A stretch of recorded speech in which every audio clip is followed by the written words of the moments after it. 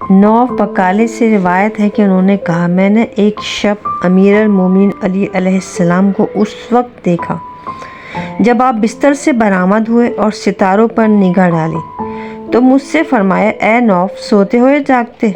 मैंने अर्ज़ किया, हुजूर जागता हूँ। फरमाया, ए नौफ, कितने खुश नसीब हैं वो लोग जिन्होंने लज्जत दुनिया को तर्क किया और बरज़ा और रग़बत आखिरत से लौ लगाई।